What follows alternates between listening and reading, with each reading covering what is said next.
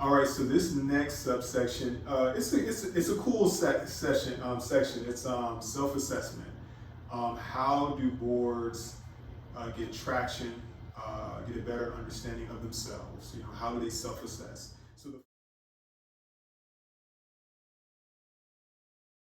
So the first area we're going to be kind of talking about here is examples of different measures that boards can use to determine how they're doing. You know, are we doing well? Are we doing poorly? How are we doing? So there's a number of things that we can, you know, look at. We can look at the performance of the nonprofit. How are we increasing our target market? You know, the people that we're trying to serve. How are they benefiting? We can also look at, you know, our ability to, you know, help and assist and fulfill the needs of our executive that we hired, what their assessment is of us, how we might be able to use that to increase our performance, how we're doing when it comes to, you know, legal, formal, statutory things that are our responsibility, the 990s. Are we on time? Was there any communication, you know, back to us about that? Our different grants, are we improving, increasing those grants based on our performance and our likability, our donation? There's a number of indicators that we can look at to determine our performance. How should we use those indicators in a healthy way to increase or improve ourselves as board members collectively? Well, I think from an organizational standpoint, you know, we start out with numbers. Unfortunately, you can't get away from that, right? So what are the quantitative analysis points that you can utilize to see how effectively the board is functioning? And you can't help but start again, especially when you're looking at new board members, you know, like how many meetings do you have to come to? Right? I mean, you got to attend 75% of the meetings, or you got to attend 50% of the 51% of the meetings, whatever it is. And it is something that you could actually, you know, put a tack in it, stick it up on the wall, and show objective outcomes, right? And that's one way of measuring it. Dollars also, you know, one of the things that I've always not liked about a lot of boards is the perspective that many organizations have what they call a give or get, right? So that for you to be an effective board member, you have to bring in money. So the money that you bring in starts with your own contribution. So you have to contribute at a minimum of X, right? Or you have to go out and get a minimum of Y from other sources that you bring in that you can demonstrate that you had a direct connection to bringing in those resources. I don't like that idea. You know, hard numbers make bad rules. Because a lot of times it does not look at what the individual truly can contribute. And then what it also does, of course, is individuals who have nothing but money, which we all love dearly, but you know, it lets them off the hook because they don't have to give any more than what the give or get, the minimum is. They could have provided so much more if you didn't limit them. But you know, doing those kind of quantitative measures, a lot of times you lose out the benefits that can occur from the individual and what they can do. But then there are those things which are necessary, kind of like any business. You do look at your top line sales, right? How much did you sell this year? How much did you sell last year? And what's the improvement of this year over last year? So that you have to have those kind of measures, and bottom line measures, like what's the net profit? Did you increase the net profit from last year? So in many nonprofits, you're looking at it in a very similar fashion. Like, how much revenue did you generate last year? How much revenue did you generate this year? What's the increase? What was the ideal increase? Like we needed this much more, and this is a day and age where we can't get away from this. Inflation is really high now, right? It's something that we hadn't had to deal with over the past many years, right? But now it's kind of like, nonprofits, you're struggling to start out with. Yeah. And now the cost of everything has gone up by 7 to 10%. Yeah. Yeah. Right? And it's kind of like, not only are you struggling to provide the services, but if you have staff, you're struggling to keep the staff. You know, I know being part of an organization where, you know, like here, congratulations, we're able to give you a 2% raise. However, the cost of living went up by 7%, right. so you're 5% the whole now. Right? And that does cause people to have to rethink what they're doing and where they're doing it, because one of the things that we're also seeing, and I think this applies to nonprofits as well, you know, we've been subject to something called the Great Resignation recently, where millions of people have left their jobs, and either they've gone into the gig economy or they've gone into their own side hustles of some sort, where they're trying to generate revenue in different ways and in multiple streams of income, but not tied to the traditional job that we have become so accustomed to in the past. We also understand, you know, from the stats and the research that's being done out there, that one of the best ways to get a raise is to change jobs. Right? You're doing X job at, you know, employer 1, and you quit and you get hired at employer 2 to do the same X job, and you find out that you're getting 10-15% more than you had in your previous employer. Right? And you know that if you stayed at your previous employer, then maybe you would have got a 2 to 3% raise, right? But if you change jobs, you get a 10 to 15% raise. So, you know, how do you deal with that? Because this is something that also affects the nonprofit, especially for nonprofits that are really dependent upon staff, right? And that's not just the executive director, because the executive director has the power to some extent to negotiate with the board for 7%, 10%, whatever, and they're going to say, well, that's the cost of living, and that's what executive directors in comparable agencies are getting. So, you know, they have that power, but they don't necessarily share that power with their staffs. So that a lot of times you'll find out that the staff leaves because they weren't getting enough money, because they're not keeping up with the cost of living. And somebody down the street doing the same thing offered them a lot more. And you know, why would you begrudge anybody that opportunity to take better care of themselves and their family? So you have to think about that, you know, as part of the way that the organization is functioning, and looking at that as part of the metric as to, you know, how much do we have to grow the top line, right? Because now it's not just a matter of how much more is it going to cost us to provide our services, whether it be a food bank or a homeless shelter or an organization that helps with abuse of individuals, trafficking, things of that nature. There were all these good organizations, all these great missions, but it's going to cost more for these organizations just to continue to exist. So there needs to be something built into that evaluation process that says, you know, we got to go out and get more. Right? And just like in the personal and in the business perspective, you can't save your way to prosperity. Right? You can't just cut expenses and expect to survive. That's right. Because you're cutting services and you're cutting satisfaction in the community. You're cutting outreach into the community. And this is something that has to be reckoned with. So it has to be built in as a metric, as to part of the self-assessment process of the organization. That's actually a good point, and it brings us to a qualitative area.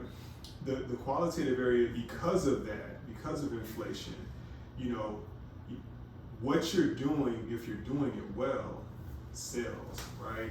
But then there's two things that pop up with that. It says, okay, so we're serving double, you know, the population, or we're engaging, you know, twice the size of the, you know, geographic area that we were engaging before.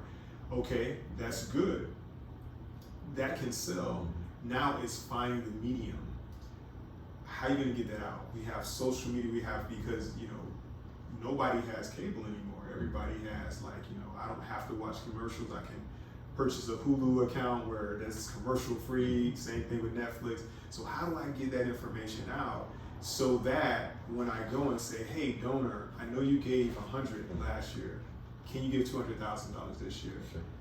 Grantor, I know we wrote a grant for $1 million this year, but hey, we need 15, 1.5 million this year. How do I justify that? So I think getting into the qualitative areas are important. We mentioned this in the last subsection, and I think it's really important to put in right here, is that another area that you want to look at is how we as a board are reflecting the needs of the communities that we're trying to serve, right?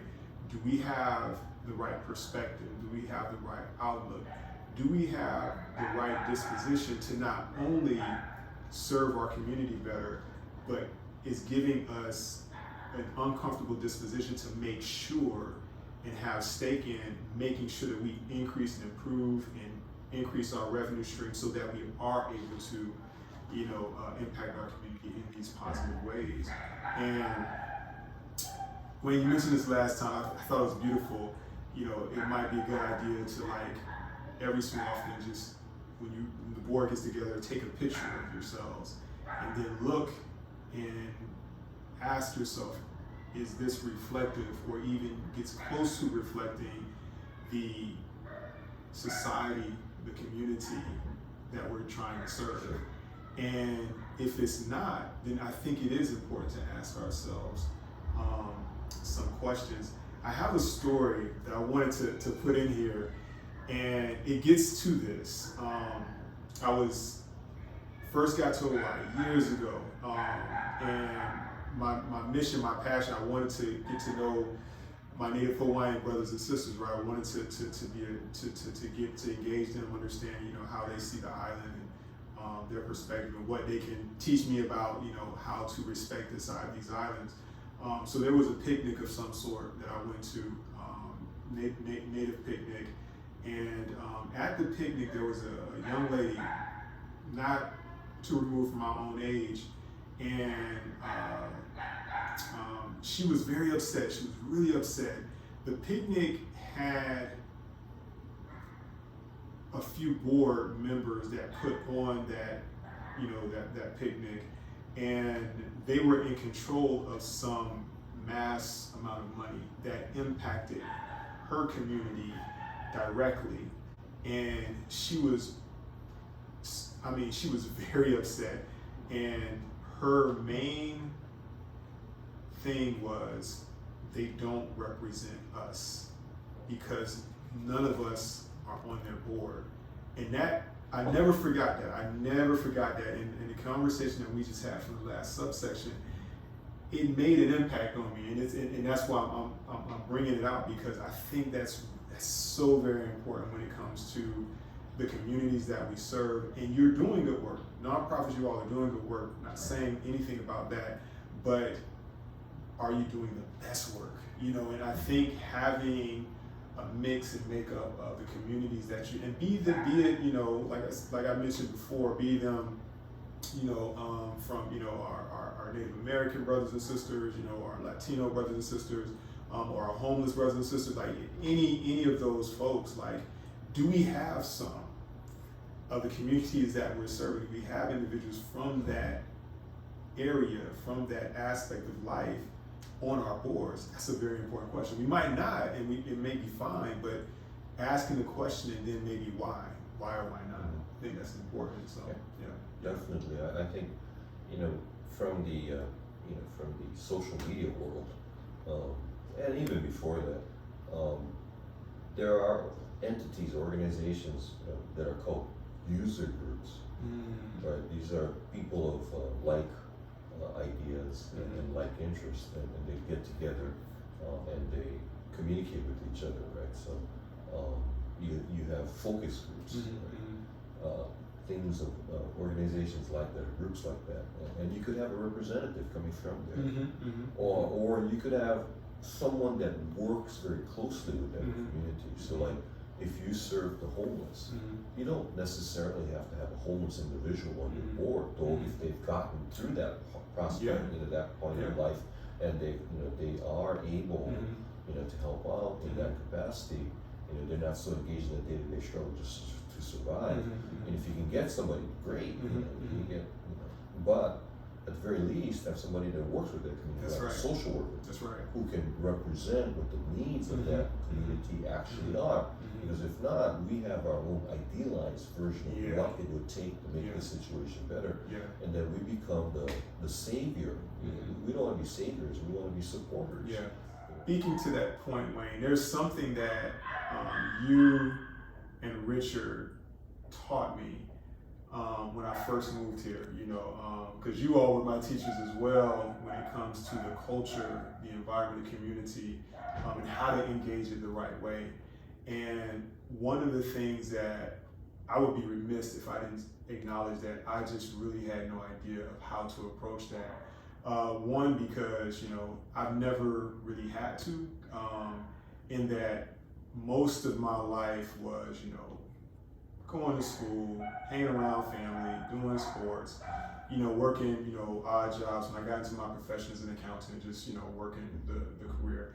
Never really, and yeah, I volunteered from time to time, you know, tutor people and things of that nature, but never had I served a community at large in the capacity that, you know, you all were serving, and you were all engaging me to serve as well. And it's that ability to step outside of the arrogance that is part of ourselves and say, hey, wait a minute, I don't know. How can I serve you? And just listen and just kind of take it in and just listen and really listen to what the community is saying and what, you know, their needs are. And then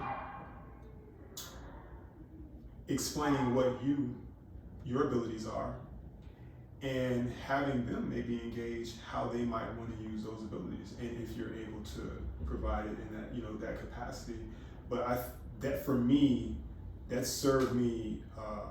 I mean, it's still serving me well. I mean, it's a gem and a gift to be able to go into communities and have that attitude and that perspective. It heightens your awareness and heightens your ability to evolve, you know, and to gain more wisdom and understanding, not only just about your own side of your world, but about the community, the society, different peoples, different organizations, you know, just different geographical areas.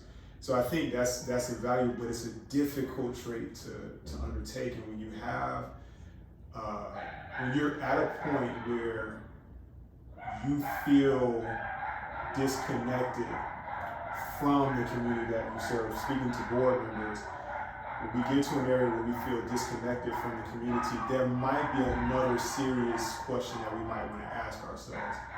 Is it time for us to step aside? If we feel that disconnected where we can't devolve, I shouldn't even say evolve, but condescend to a level that we feel that's beneath us, but condescend and say, hey, explain, teach me, help me understand how we are serving you, how we might better serve you, or how we might change our services for you that you feel will benefit you better. If we're not there, if we can't get there, it may be another serious question we need to ask. Like I said, like, should we be here? Should we step aside? That kind of thing. But I think that's so very important, you know. And it's a skill that hard to come by, hard to find. You know what I mean? So I think that's important. I think for a lot of long-time board members, it's a very difficult thing to deal with. Particularly if you're one of the people who started the organization, right? You have that founder syndrome. You know, just like a child, you can't disengage, or you feel like you can't disengage. But, you know, part of this idea of self-assessment that we're talking about, every so often you got to do some very serious reflection. You know, what is it that I am doing? You know, what am I accomplishing? How have I assisted? And what can I do? Or what should I do? Sometimes then you'll also have to deal with, can I do those things? And if you can't do those things, then you come to that honest conclusion that there are some things that I understand now really need to be done to create a situation or to empower this organization to do more and serve more, do more in the community, help fulfill the mission better, then perhaps, like, you know, many other aspects of life, it's time for me to pass it on, right? But you know, too many people don't do that serious reflection, right? And then sometimes if you have that reflection facilitated in some kind of process, it's going to have different criteria that are going to be inserted to try to help you understand if you're doing or not doing. And it's going to also have those ideas of, well, you know, you gotta be around. So regardless of what we conclude, you know, the answer is no, you can't lead. You know, and I think that's something that needs to be addressed, particularly when you have boards that don't have term limits. Right? Because then the person could conceivably stick around until they die. Right? And sometimes that's great. Right? Sometimes you need that stability, and sometimes that person has become that closely connected. But at the same time, you can't have just one person that's so identified with the organization and its mission that when they're gone, the whole thing goes. That's right. And too many mom and pops organizations are like that we know. You know, even in my family, you know, when the stone, you know, the brick of the family, the big mama, if you will, when she goes, you know, everything falls apart. You know, she knew it's heavy when things fall apart. So that gets us into our next subcategory of this talk, and that's going to be setting goals, you know, for self-assessment. So once we do the self-assessment, reflections, qualitative aspects of what we're doing, how we're doing, we need to set goals. Okay, what are we looking to achieve? How do we achieve those things? And we talked about those things, you know, in our recent discussion. They might be achieved through, you know, engaging our community a bit better. They may be achieved through, you know, changing the way we do things. It may be achieved through changing the dynamic of our board altogether, you know, and it may be achieved through, you know, again, self-reflection, self-assessment, and understanding, oh, hey, you know, do I need to just kind of step aside and let this thing grow and thrive? Because if I'm here, I'm holding it back. I'm stagnating it because my mind and my vision is different, you know, and it's not going to change, you know, and that might not be you, but that might be you, you know, and it's okay, you know. We're at different chapters of our lives, and we deal with different things, you know. It may not be important. What might have been important when we were, you know, in a different chapter may not be important now. And one of the things that might not be important is how you view and how you want to engage when it comes to your duties on the board. And that's okay, you know, but it also is okay to really do a very thoughtful and in-depth look at, hey, what and how does this board need to progress? And is that progression with or without me? So just a number of things, but setting goals, again, all these things, pushing for a higher plateau of how we perform as board members, as well as how the nonprofit performs, you know, as a steward, as an anchor in the community.